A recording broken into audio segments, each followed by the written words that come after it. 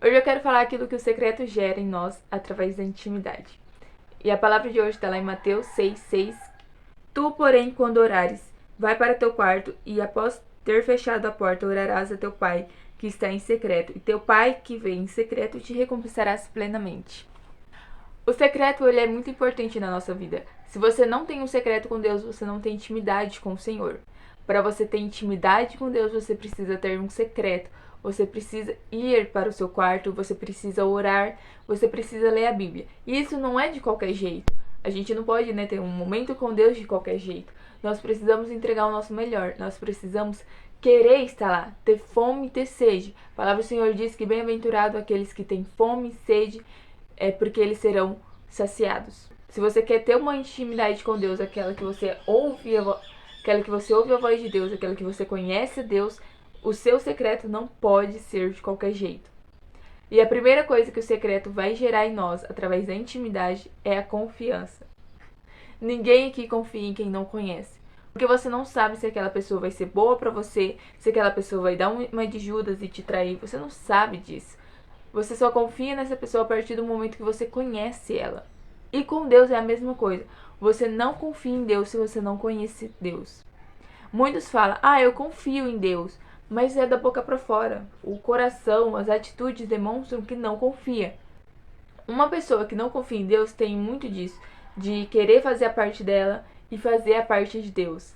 Só que a parte de Deus sempre é a mais difícil. A parte de Deus sempre é aquela que a gente não consegue fazer. Nós ficamos com o possível e Deus fica com o impossível, porque Ele pode fazer o impossível virar possível. Então uma pessoa que não confia em Deus, ela tem disso, Ela quer fazer a parte de Deus e ela quer fazer a parte dela.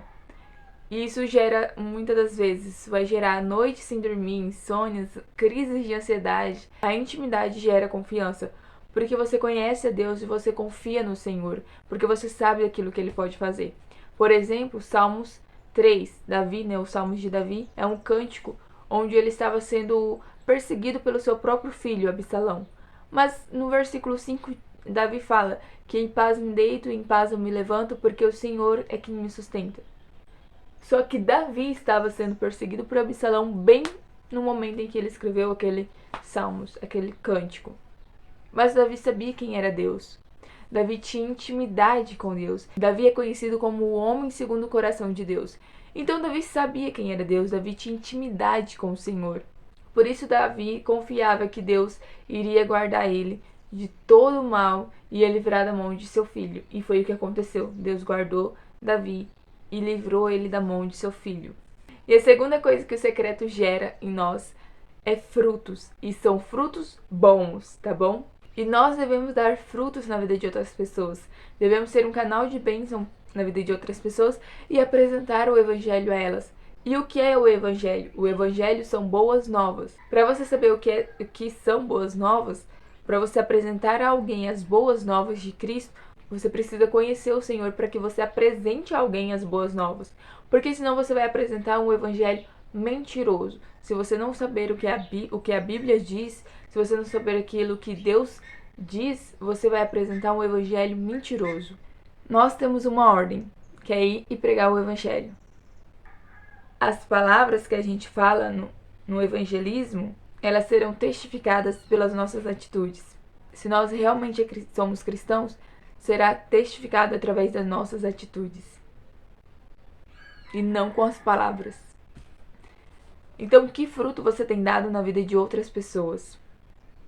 Não existe uma pessoa que fala que se converteu, que aceitou Jesus e não passa por um processo de transformação.